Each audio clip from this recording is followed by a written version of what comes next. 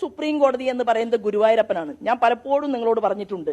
അപ്പോ കേരളത്തിൽ കോടിയേരി ബാലകൃഷ്ണൻ സനാതന മൂല്യത്തെ വെല്ലുവിളിച്ചു. ഇപ്പൊ നമ്മളോടൊപ്പം ഇല്ല അദ്ദേഹം. എത്ര വേദനയാണ് അദ്ദേഹം ജീവിതത്തിൽ ഏറ്റുവാങ്ങിയത്.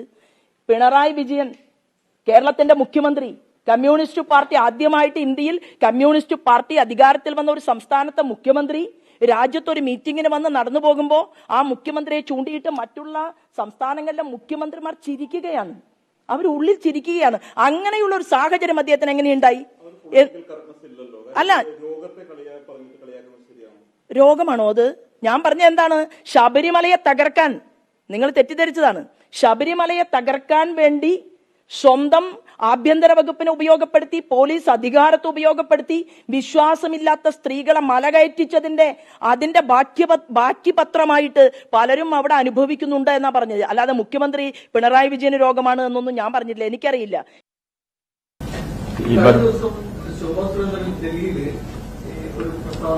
നേതാക്കളുടെ പരാമർശങ്ങളെ കുറിച്ചുള്ള ചോദ്യങ്ങൾക്ക് ഞാൻ മറുപടി പറയുന്നത് വേറെ ശബരിമല സ്ത്രീ പ്രവേശനത്തിന്റെ ശിക്ഷയാണ് കോടിയേരി ബാലകൃഷ്ണൻ അനുഭവിച്ചതും പിണറായി അനുഭവിക്കുന്നതുമെന്ന് BJP നേതാവ് ശോഭാ സുരേന്ദ്രൻ. സനാതനധർമ്മത്തെ വെല്ലുവിളിച്ച കോടിയേരി ബാലകൃഷ്ണൻ ഇന്ന് നമ്മളോടൊപ്പം ഇല്ലെന്നും എത്ര വേദനയാണ് അദ്ദേഹം ജീവിതത്തിൽ ഏറ്റുവാങ്ങിയതെന്നും ശോഭ പറഞ്ഞു. പിണറായി വിജയനെതിരെയും ഉണ്ടായ പരിഹാസം, അതായത് ശബരിമലയെ തകർക്കാൻ വേണ്ടി ആഭ്യന്തര വകുപ്പിനെ ഉപയോഗിച്ച് വിശ്വാസമില്ലാത്ത സ്ത്രീകളെ മല ചവിട്ടിച്ചതിൻ്റെ ബാക്കി പത്രമാണ് പലരും അനുഭവിക്കുന്നതെന്നും ശോഭാ സുരേന്ദ്രൻ പറഞ്ഞു. ലോക്സഭയിൽ ബജറ്റ് ചർച്ചയ്ക്കിടെ ജോൺ ബ്രിട്ടാസ് MP നടത്തിയ കുംഭമേള പരാമർശത്തിലായിരുന്നു ശോഭാ സുരേന്ദ്രന്റെ പ്രതികരണം. സനാതന മൂല്യത്തെ എതിർക്കുന്നവർക്കെല്ലാം അസുഖം വന്നു മരണമുണ്ടാകുമെന്നാണ് ശോഭാ സുരേന്ദ്രൻ പറയുന്നത് എന്നായിരുന്നു കോടിയേരിയുടെ മകൻ ബിനീഷിന്റെ ഫേസ്ബുക്ക് പോസ്റ്റ്. അതേസമയം BJP അധ്യക്ഷനടക്കം ഈ പ്രസ്താവനയോട് പ്രതികരിക്കാൻ തയ്യാറായില്ല. സനാതനധർമ്മത്തെക്കുറിച്ച് ഒരുപാട് ചർച്ച നടക്കുന്ന കാലത്ത് BJPയുടെ പ്രമുഖ നേതാവിൻ്റെ പ്രസ്താവനയെ എങ്ങനെ കാണണം? ഈ വിഷയമാണ് 8 മണി ഡിബേറ്റ് ചർച്ച ചെയ്യുന്നത്. ശ്രീമതി ശോഭാ സുരേന്ദ്രൻ നമ്മോടൊപ്പം ഈ ചർച്ചയുടെ ഭാഗമാകുന്നു. ശ്രീ ജോൺ ബ്രിട്ടാസ് MPയെ ഈ ചർച്ചയിൽ പ്രതീക്ഷിക്കുന്നുണ്ട്. ശ്രീ രാഹുൽ ഈശ്വർ സാമൂഹ്യ നിരീക്ഷകൻ ഈ ചർച്ചയിൽ പങ്കെടുക്കും. ശ്രീജിത്ത് പണിക്കരും ഈ ചർച്ചയുടെ ഭാഗമാകും. ശ്രീമതി ധന്യാരാമൻ ആക്ടിവിസ്റ്റ് ഈ സ്റ്റുഡിയോയിൽ എന്നോടൊപ്പമുണ്ട്. ശ്രീമതി ശോഭാ സുരേന്ദ്രൻ, ഈ പരാമർശം കൊണ്ട് അതിനുശേഷം താങ്കളുടെ വ്യക്തമായൊരു വിശദീകരണം, ഒരുപാട് ചർച്ചകൾ നമ്മുടെ മാധ്യമങ്ങളിൽ താങ്കളുടെ ഈ പരാമർശവുമായി ബന്ധപ്പെട്ട് നടക്കുന്നുണ്ട്. സോഷ്യൽ മീഡിയയിൽ ഒരുപാട് വിമർശനങ്ങളുണ്ട്. താങ്കൾ ഉദ്ദേശിച്ചത് എന്തായിരുന്നു? എന്നെ സംബന്ധിച്ച് ഞാൻ ഒരു പരാമർശം നടത്തിയിട്ടുണ്ടെങ്കിൽ ആ പരാമർശത്തെ കുറിച്ച് മാധ്യമങ്ങൾ ചർച്ച ചെയ്തതുകൊണ്ടോ പൊതുസമൂഹം അവരവരുടേതായ വെർഷൻ അവർ അവതരിപ്പിച്ചതുകൊണ്ടോ ഞാൻ വളരെ കൃത്യതയോടുകൂടി തന്നെ കാര്യങ്ങൾ പറയാൻ ശ്രമിക്കുകയും അതിൽ നിലകൊള്ളുകയും വാക്ക് മാറാതിരിക്കുകയും ചെയ്തിട്ടുള്ള ഒരു പൊതുപ്രവർത്തകയാണ് എന്നാണ് എനിക്ക് എന്നെ കുറിച്ചുള്ള അഭിപ്രായം. ഞാൻ എന്താ പറഞ്ഞത്? കോടിയേരി ബാലകൃഷ്ണന് രോഗം വന്ന് മരണപ്പെട്ടത് ഈ വിഷയം കൊണ്ടാണ് എന്ന് ഞാൻ എവിടെയും പറഞ്ഞിട്ടില്ല. വീണ്ടും ഞാൻ നടത്തിയ പത്രസമ്മേളനത്തെ തുടർന്ന് ഒരു വ്യക്തി അവിടെ ഒരു ചോദ്യം ചോദിക്കുന്നു, നിങ്ങൾ രോഗത്തെ കുറിച്ചാണോ ഉദ്ദേശിച്ചത് എന്ന് ചോദിച്ചപ്പോൾ ഞാൻ അത് കൃത്യമായി പറഞ്ഞിട്ടുണ്ട്. ഞാൻ രോഗത്തെ കുറിച്ചല്ല ഉദ്ദേശിച്ചത്. ഞാൻ എന്താ ഇത്ര വകതിരിവില്ലാത്ത ആളാണോ? കേരളത്തിൽ എത്രയോ വ്യക്തികൾക്ക് രോഗം വരുന്നുണ്ട്. ഞാൻ എന്താണ് ഉദ്ദേശിച്ചത്? ഞാൻ അവിടെയും ഒരു സെന്റൻസ് പറഞ്ഞ് അവസാനിപ്പിച്ചത് എന്റെ മര്യാദ കൊണ്ടാണ്. ഞാൻ പറയാൻ ആഗ്രഹിച്ചത് അത് നിങ്ങൾ ഇപ്പോൾ എന്നെ കൊണ്ട് പറയിപ്പിക്കുകയാണ്. അതായത് 2015 ഫെബ്രുവരി മാസത്തിലാണ് കോടിയേരി ബാലകൃഷ്ണൻ മാർക്സിസ്റ്റ് പാർട്ടിയുടെ സംസ്ഥാന സെക്രട്ടറിയായി അവരോധിതനാകുന്നത്. 2018 വരെ ഓഗസ്റ്റ് മാസം 22 വരെ കോടിയേരി ബാലകൃഷ്ണൻ കേരളത്തിന്റെ സംസ്ഥാന സെക്രട്ടറി ആയിരുന്നു. ഈ സമയത്ത് ഹിന്ദുത്വത്തിനെതിരായിട്ടുള്ള ഹിന്ദു വിരുദ്ധത അങ്ങേയറ്റം പ്രചരിപ്പിക്കാൻ കൂട്ടുനിന്നു മുഖ്യമന്ത്രിയുമായിട്ട് എന്നത് മാത്രമല്ല, എല്ലാ മനുഷ്യരും ഹൃദയത്തിൽ വെച്ചിട്ടുള്ള, അതായത് ഹിന്ദു വിശ്വാസികൾ അവരുടെ ജീവിത ധർമ്മമായിട്ട് കണ്ടിട്ടുള്ള ശബരിമല വിഷയത്തിൽ എന്തെല്ലാം നിലപാടുകളാണ് അക്കാലത്തിൽ പാർട്ടിയും ഭരണകൂടവും എടുത്തത് എന്നതിനെ കുറിച്ച് എനിക്ക് വ്യക്തമായിട്ടുള്ള ബോധ്യമുണ്ട്. കേരളത്തിന്റെ പൊതുസമൂഹത്തിനും വ്യക്തമായ ബോധ്യമുണ്ട് എന്ന് ഞാൻ മനസ്സിലാക്കുന്നു. ഞാൻ എന്താ പറഞ്ഞത്? ഏതെങ്കിലും, ഞാൻ ഉദ്ദേശിച്ചത് ഇതാണ്, ഞാനിത് പറയണ്ട എന്ന് കരുതിയതാണ്, പക്ഷെ ഞാൻ പറയുകയാണ്. ആ കാലഘട്ടത്തിൽ കേരളത്തിലെ കമ്മ്യൂണിസ്റ്റ് പാർട്ടിക്ക് എത്രയോ നേതാക്കന്മാർ കേരളത്തിൽ ഉണ്ടായിട്ടുണ്ട്. ഇവരുടെ എത്രയോ പ്രഗത്ഭമതികളായിട്ടുള്ള നേതാക്കന്മാർ കേരളത്തിൽ ഉണ്ടായിട്ടുണ്ട്. കഴിവും പ്രാപ്തിയും കുറഞ്ഞ നേതാക്കന്മാരും കേരളത്തിൽ മാർക്സിസ്റ്റ് പാർട്ടിയുടെ പല ചുമതലകളിലും ഇരുന്നിട്ടുണ്ട്. എന്നാൽ ഒരു മകൻ, ഞാനിപ്പോ അത് പറയുകയാണ്, ഇത് മാധ്യമങ്ങളാണ് എന്നെ കൊണ്ട് വീണ്ടും പറയിപ്പിച്ചത്, ഒരു മകൻ സ്ത്രീ പീഡന കേസിൽ ആ കോടതി വരാന്തകളിൽ കിടന്നുഴലുന്നു. ഒരു മകൻ കേരളത്തിൽ ഏതെങ്കിലും സ്വാതന്ത്ര്യ സമരത്തിന് പോയിട്ടല്ല ജയിലിലായത്. ഒരു മകൻ മയക്കുമരുന്ന് കേസുമായി ബന്ധപ്പെട്ടുകൊണ്ട് ഒരു കമ്മ്യൂണിസ്റ്റുകാരന്റെയോ ഏതൊരു രാഷ്ട്രീയക്കാരന്റെയോ കുടുംബത്തിൽ ഒരമ്മയ്ക്കും അച്ഛനും വേദനയുണ്ടാകാൻ പാടില്ലാത്ത വിധം ചർച്ച ചെയ്യപ്പെട്ട് കേരളത്തിൽ മയക്കുമരുന്ന് കേസിൽ പ്രതിയായിട്ടുണ്ട്. ഇത് തന്നെയാണ് ഞാൻ സൂചന നൽകിയത്. അതൊക്കെ എന്തുകൊണ്ടാണെന്നാണ് ഈ സനാതന ധർമ്മത്തെ ധിക്കരിച്ചത് കൊണ്ടോ അല്ലെങ്കിൽ ഈ ശബരിമല സ്ത്രീ പ്രവേശനവുമായി ബന്ധപ്പെട്ടോ അദ്ദേഹം അതുകൊണ്ടാണ് ഇത്തരം പ്രശ്നങ്ങൾ അഭിമുഖീകരിച്ചതെന്നാണ് താങ്കൾ ഉദ്ദേശിച്ചത്? ഞാൻ ഒരു ദൈവ വിശ്വാസി എന്നുള്ള രീതിയിൽ ഞാൻ എന്റെ ആംഗിളിൽ സംസാരിച്ചു. ഈ സംസാരിച്ചതുമായി ബന്ധപ്പെട്ടുകൊണ്ട് നിങ്ങൾ മണിക്കൂറുകൾ ചർച്ച ചെയ്താലും ഞാൻ കരുതുന്നത് ഈശ്വരീയമായിട്ടുള്ള എന്താണ് സനാതനം, ഈശ്വരന്റെ ധർമ്മമാണ് സനാതനം. ആ ഈശ്വരീയമായ ധർമ്മത്തെ അങ്ങേയറ്റം എന്തിനാണ് അമ്പലത്തെ വിശ്വസിക്കാത്തവർ, സന്യാസിമാരെ വിശ്വസിക്കാത്തവർ, ഭരണഘടന, ഇന്ത്യയുടെ ഭരണഘടനാ പുസ്തകം അതൊന്ന് മറച്ചു നോക്കിയാൽ കാണാമല്ലോ അവിടെ ശ്രീരാമചന്ദ്രനെ. ആ ഭരണഘടനയുടെ പുസ്തകം കമ്മ്യൂണിസ്റ്റുകാർ മറച്ചു നോക്കിയിട്ടില്ല എന്നാണോ? മാത്രമല്ലല്ലോ, ഞാൻ അടിവരയിട്ടുകൊണ്ട് സംസാരിച്ചത് കുംഭമേളയെ അധിക്ഷേപിച്ച ബ്രിട്ടാസിനെ കുറിച്ചാണ്. ബ്രിട്ടാസിനെ കുറിച്ച് ഞാൻ പറഞ്ഞ വാചകമല്ല നിങ്ങൾക്ക് വലുതായത്. നിങ്ങൾ ഇവിടുത്തെ ബ്രിട്ടാസിനെ കുറിച്ച് പറഞ്ഞ വാചകവും നമ്മൾ കൃത്യമായി കൊടുക്കുന്നുണ്ട് ശ്രീമതി ശോഭാ സുരേന്ദ്രൻ. അവിടെ എങ്ങനെയാണ് കോടിയേരി ബാലകൃഷ്ണനും പിണറായി വിജയനും കടന്നു വന്നത് എന്നാണ് എന്റെ ചോദ്യം. അല്ല, തീർച്ചയായിട്ടും ഞാൻ വിശ്വസിക്കുന്നത് കോടിയേരി ബാലകൃഷ്ണന് ഇത്തരത്തിലുള്ള വേദന മക്കളിലൂടെ ഉണ്ടാകാൻ കാരണം ഒരുപാട് ആളുകൾ കരഞ്ഞില്ലേ? എത്രയോ ആളുകൾ ശബരിമലയുമായി ബന്ധപ്പെട്ടുകൊണ്ട് എത്ര കേസുകൾ കേരളത്തിലുണ്ടായി, എത്ര ആളുകളെ ജയിലിൽ അടച്ചു. നിങ്ങൾക്ക് ഓർമ്മയുണ്ടല്ലോ, നവംബർ മാസം 17-ാം തീയതി 2018 സുരേന്ദ്രൻ ജയിലിൽ പോയില്ലേ? ഞാൻ ഉൾപ്പെടെയുള്ള എത്രയോ ആളുകൾ 11 ദിവസവും 10 ദിവസവും 8 ദിവസവും ഭക്ഷണം പോലും കഴിക്കാതെ സെക്രട്ടേറിയറ്റിന്റെ പടിക്കൽ നിരാഹാരം ഇരുന്നില്ലേ? എന്തെല്ലാം എത്ര നൂറുകണക്കിന് കേസുകൾ ചാർത്തി തന്നില്ലേ? എന്നിട്ട് എന്തിനു വേണ്ടി? അതായത് അമ്പലത്തിൽ വിശ്വസിക്കുന്നവർ അമ്പലത്തിൽ പോകട്ടെ, പള്ളിയെ വിശ്വസിക്കുന്നവർ പള്ളിയിൽ പോകട്ടെ, അങ്ങനെ തീരുമാനം എടുക്കേണ്ടതിന് പകരം അമ്പലത്തിൽ പോകുന്നവന്റെ പാവപ്പെട്ടവന്റെ പണം വേണമെന്നും ഞങ്ങൾക്ക് ദേവസ്വം വകുപ്പ് ഭരിക്കണമെന്നും ഞങ്ങൾക്ക് ഇവിടുത്തെ അമ്പലങ്ങളിലെ കാണിക്കപ്പട്ടിയെല്ലാം വേണമെന്നും തീരുമാനമെടുക്കുന്നവർ ഇങ്ങനെ ജനങ്ങളെ ദ്രോഹിക്കാൻ കൂട്ടുനിന്നു. മരിച്ചു എന്നുള്ളത് കൊണ്ട്, മരണപ്പെട്ടു എന്നുള്ളത് കൊണ്ട് ഒരു വ്യക്തി കഴിഞ്ഞ കാലത്ത് ചെയ്ത കാര്യങ്ങൾ അയവിറക്കാൻ പാടില്ല എന്ന് നിങ്ങൾ ശഠിക്കുന്നുണ്ടെങ്കിൽ അത് നിങ്ങളുടെ ധർമ്മമാണ്. ഞാൻ സൂചിപ്പിച്ചത് എനിക്കിനിയും പറയാനുണ്ട്. ഉത്തർപ്രദേശിൽ ബ്രിട്ടാസിനെതിരെ കേസുകൾ കൊടുത്തിട്ടുണ്ട്. നിങ്ങൾ അന്വേഷിച്ചോ മാധ്യമപ്രവർത്തകർ? നിരവധി ആളുകൾ കേസുകൾ കൊടുത്തിട്ടുണ്ട്. ആ കേസുകളുമായി ബന്ധപ്പെട്ടുകൊണ്ട് അതിന്റെ നിയമ നടപടിയുമായിട്ട് അത് ബ്രിട്ടാസ് പോയാൽ മതി. എനിക്കതിനെ കുറിച്ച് പറയാനില്ല. ഞാൻ പറയാത്ത കാര്യങ്ങൾ വായിച്ചെടുക്കേണ്ട കാര്യമില്ല.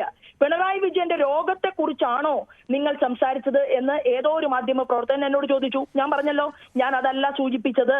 SFIOയുമായി ബന്ധപ്പെട്ട കേസിൽ വരെ അദ്ദേഹത്തിന്റെ കുടുംബത്തിന് അതിലൂടെ മുന്നോട്ട് പോകേണ്ടി വന്നു എന്ന് പറയുമ്പോൾ ഞാൻ കരുതുന്നത് ഈശ്വരനുണ്ടെങ്കിൽ, സനാതനമുണ്ടെങ്കിൽ, ധർമ്മമുണ്ടെങ്കിൽ, ഇരുട്ടുണ്ടെങ്കിൽ വെളിച്ചമുണ്ടെങ്കിൽ ഇരുട്ടുണ്ട് എന്ന് വിശ്വസിക്കുന്ന ഒരു വിശ്വാസിയുടെ വാക്കുകളായിട്ട് അതിനെ കണ്ടാൽ മതി. നിങ്ങൾക്കറിയുമോ, ശബരിമല സമയത്ത് ശബരിമല പ്രക്ഷോഭം തുടങ്ങുന്നതിന് മുൻപ് കേരളത്തിൽ ഒരു വലിയ മുഖ്യധാര മാധ്യമത്തിനകത്ത് ഞാൻ ചർച്ചയ്ക്ക് പോയ വ്യക്തിയാണ്.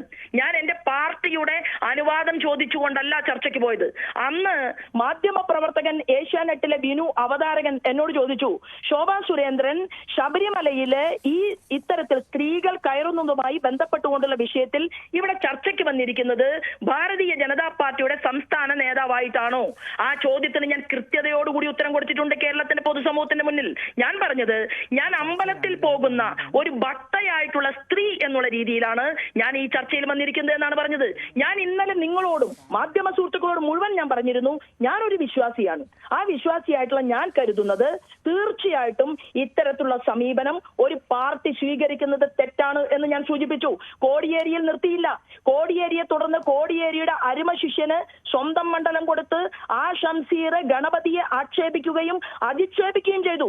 എന്നിട്ടും നല്ല തന്മയത്വത്തോടു കൂടി തന്നെയാണ് ഈ ഹിന്ദുത്വത്തെക്കുറിച്ചും സനാതന മൂല്യങ്ങളെക്കുറിച്ചും ഒക്കെ ഞാൻ പറഞ്ഞിട്ടുള്ളത്. ഞാൻ ഇന്നലത്തെ പത്രസമ്മേളനത്തിൽ വ്യക്തമാക്കി.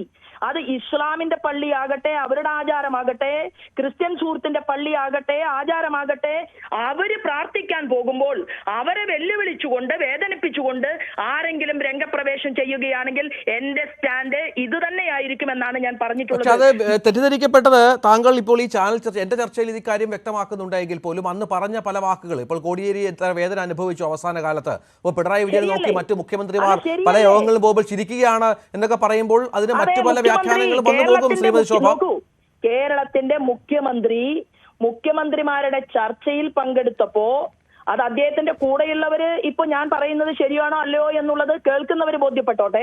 കേരളത്തിന്റെ മുഖ്യമന്ത്രിയെ കുറിച്ച് ചർച്ച ചെയ്യുന്നത് കേരളത്തിൽ യുവാക്കൾക്ക് തൊഴിൽ കൊടുത്ത മുഖ്യമന്ത്രി എന്നുള്ള രീതിയിലല്ല, ഉന്നത വിദ്യാഭ്യാസ മേഖലയെ മുന്നോട്ട് നയിച്ച വ്യക്തി എന്നുള്ള രീതിയിലല്ല, കേരളത്തിൽ വലിയ രീതിയിലുള്ള പരിഷ്കരണങ്ങൾ ഉണ്ടാക്കിയ ഒരു വ്യക്തി എന്നുള്ള രീതിയിലല്ല. എന്തിനേറെ പറയുന്നു, മാർക്സിസ്റ്റ് പാർട്ടിയുടെ കോട്ടയായിട്ടുള്ള പുന്നപ്രയും വയലാറിന്റെ സ്മാരക മന്ദിരം ഉൾപ്പെടെയുള്ള പ്രദേശങ്ങൾ ഇന്ന് ഭാരതീയ ജനതാ പാർട്ടിയുടെ താമര ചിഹ്നത്തിൽ വോട്ട് ചെയ്ത കമ്മ്യൂണിസ്റ്റുകാരെ കൊണ്ട് നിറഞ്ഞിരിക്കുകയാണ്. ഇപ്പോ അവരുടെ പഞ്ചായത്ത് തലത്തിലുള്ള യോഗങ്ങൾ നടക്കുകയാണ്. എന്താ ആ യോഗങ്ങളിൽ ചർച്ച ചെയ്യുന്നത്? കഴിഞ്ഞ കാലഘട്ടങ്ങളിൽ എടുത്ത ഹിന്ദു വിരുദ്ധതയുടെ പരിണിതഫലമായിട്ടാണ് ഈ പാർട്ടി തകർന്നുകൊണ്ടിരിക്കുന്നത് എന്ന് പാർട്ടി യോഗങ്ങളിൽ വരെ ചർച്ച ചെയ്യപ്പെട്ടുകൊണ്ടിരിക്കുന്ന ഒരു കാലാംശത്തിൽ കോടിയേരിയുടെ പേരിൽ സംസ്ഥാന സമ്മേളനത്തിന്റെയോ ജില്ലാ സമ്മേളനത്തിന്റെയോ പഞ്ചായത്ത് സമ്മേളനത്തിന്റെയോ ആ യോഗ സ്ഥലങ്ങൾക്ക് പേര് വെച്ചാൽ മാത്രം പോരല്ലോ, അതിനകത്ത് ചർച്ച ചെയ്യുന്നത് എന്താണ്, അതിനെക്കുറിച്ച് കൂടി ഒന്ന് മാധ്യമ പ്രവർത്തകർ അന്വേഷിച്ചാൽ നന്നായിരിക്കും എന്ന് മാത്രമേ എനിക്ക് ഇതിനെക്കുറിച്ച് പറയാനുള്ളൂ. ഞാൻ മുന്നോട്ട് പോകുന്നത് ജോൺ ബ്രിട്ടാസ് എന്ന് പറയുന്ന എന്റെ പോയിന്റ് അന്നും ശരിയാണ്, ഇന്നും ശരിയാണ്, നാളെയും ഞാൻ പറയും. കമ്മ്യൂണിസ്റ്റ് പാർട്ടിക്ക് വേണ്ടി ജയ് വിളിച്ചിട്ടോ വെയിലിൽ പണിയെടുത്തിട്ടോ ഇവിടത്തെ തൊഴിലാളി വർഗത്തിലെ പാവപ്പെട്ടവന് വേണ്ടി ധാരാളം കാര്യങ്ങൾ ചെയ്തിട്ടോ സമരം നടത്തിയിട്ടോ ഒന്നും രാജ്യസഭയിൽ കയറിയ ഒരാളാണ് ബ്രിട്ടാസ് എന്ന് ഞാൻ വിശ്വസിക്കുന്നില്ല. അതായത് വിക്കിലീക്സ് ബ്രിട്ടാസിനെ കുറിച്ച് ചില രേഖകൾ പുറത്തുവിട്ടിട്ടുണ്ട്. കമ്മ്യൂണിസ്റ്റ് പാർട്ടിക്ക് ബ്രിട്ടാസ് എന്ത് ഗുണമാണ് ചെയ്തു കൊടുത്തത് എന്നതിനെ കുറിച്ച് ആ വിക്കിലീക്സിന്റെ രേഖയുമായിട്ട് പത്രസമ്മേളനം നടത്താൻ ഞാൻ തയ്യാറാണ്. ഞാൻ അതുമായി ബന്ധപ്പെട്ടുകൊണ്ട് പോവുകയാണ്. മറ്റൊരു പരാതി എനിക്ക് കിട്ടിയിട്ടുണ്ട്. ഒരു വനിതാ പ്രവർത്തക പൊളിറ്റീഷ്യൻ എന്നുള്ള രീതിയിൽ എനിക്ക് കഴിഞ്ഞ ദിവസം ഒരു പരാതി കിട്ടിയിട്ടുണ്ട്. ഒരു സിനിമാ നടിയുടെ പരാതിയാണ്. ജോൺ ബ്രിട്ടാസ് നായകനായി അഭിനയിച്ച വെള്ളി വെളിച്ചത്തിൽ ആ സിനിമയിൽ ബ്രിട്ടാസിന്റെ ഭാര്യയുടെ വേഷത്തിൽ അഭിനയിച്ച ഗീതാ പൊതുവാളിന് എന്താണ് ഉണ്ടായിട്ടുള്ളത്? നിങ്ങൾ മാധ്യമ സുഹൃത്തുക്കൾ അന്വേഷിക്കണം.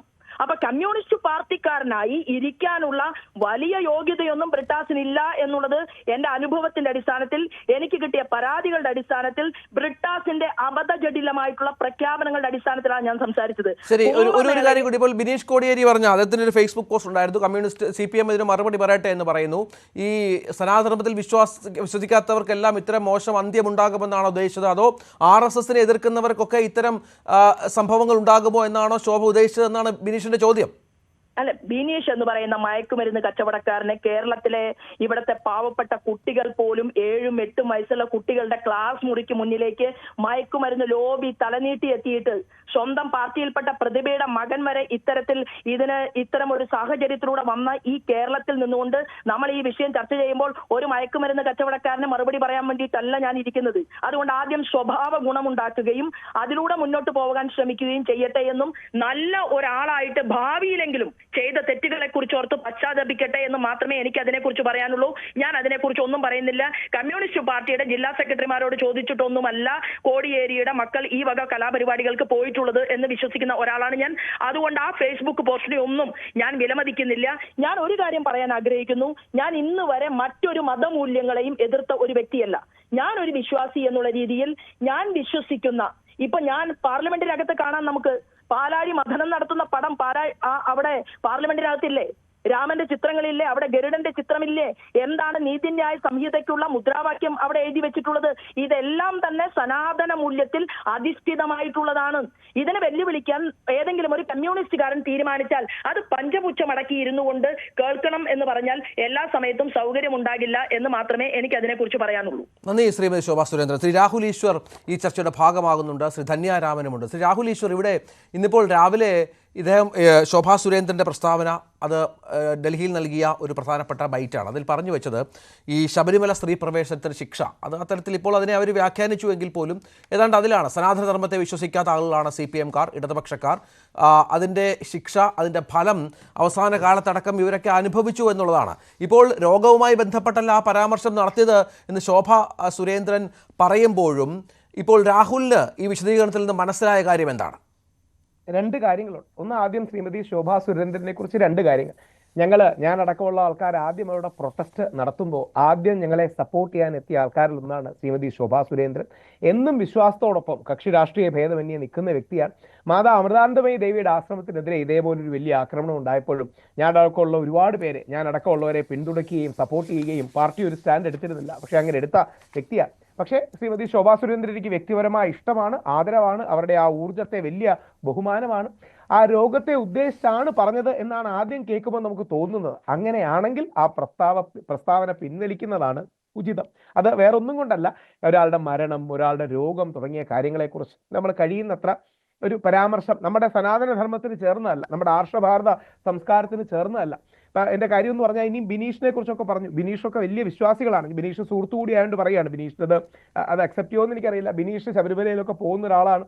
അല്ലെങ്കിൽ ശ്രീ VS അച്യുതാനന്ദന്റെ മകൻ ശ്രീ അരുൺ ശബരിമലയിലൊക്കെ പോകുന്ന ആൾക്കാരാണ്, വലിയ വിശ്വാസികളാണ്. പാർട്ടിപരമായ വലിയ നിലപാടും അങ്ങോട്ടും ഇങ്ങോട്ടും ഒക്കെ വ്യത്യാസം കാണും. പക്ഷേ നമ്മൾ ഇങ്ങനെ ഒരു വിഷയം വരുമ്പോൾ ഒരു പരിധിക്കപ്പുറം വ്യക്തിപരമാക്കാതെ ആശയത്തിന്റെ തലത്തിൽ നിന്ന് എതിർക്കുന്നതായിരിക്കും അതിന്റെ ഭംഗി. ശോഭാ സുരേന്ദ്രൻജി വളരെ എനർജറ്റിക് ആണ്, പാഷനേറ്റ് ആണ്. അവരുടെ എനർജിയാണ് ഒരുപക്ഷെ നാട്ടുകാർക്ക് പലപ്പോഴും വരെ പ്രിയപ്പെട്ടത്. നിൽക്കുന്ന എല്ലാ ഇലക്ഷനും 3 ഇരട്ടി വോട്ടിലേക്ക് ശോഭാ സുരേന്ദ്രൻജിക്ക് എത്തിക്കാൻ കഴിയുന്നു. എന്നാൽ ശോഭാജി നേരത്തെ പറഞ്ഞ രീതിയിലാണ് ആൾക്കാർ മനസ്സിലാക്കിയത് എങ്കിൽ അങ്ങനെ അല്ല എന്നൊരു ക്ലാരിഫിക്കേഷൻ കൊടുക്കുന്നത് നല്ലതായിരിക്കും. ഇപ്പൊ News 18 വന്ന് പറഞ്ഞ ക്ലാരിഫിക്കേഷൻ പോലെ അത് വളരെ വ്യക്തമായിട്ട് അങ്ങനെയല്ല. കാര്യം കൊടിയേരി സഖാവാണെങ്കിലും അല്ലെങ്കിൽ സി പിണറായി വിജയൻ സഖാവാണെങ്കിലും അദ്ദേഹത്തോട് മുഴുവൻ യോജിപ്പാണ്. ആദ്യം അറസ്റ്റ് ചെയ്യപ്പെട്ടത് എന്റെ മുത്തശ്ശിയാണ് ശബരിമല പ്രക്ഷോഭത്തിൽ, രണ്ടാമത് എന്റെ അമ്മയാണ്, മൂന്നാമത് ഞാനും പ്രയാർ ഗോപാലകൃഷ്ണൻ സാറും ഒക്കെയാണ്.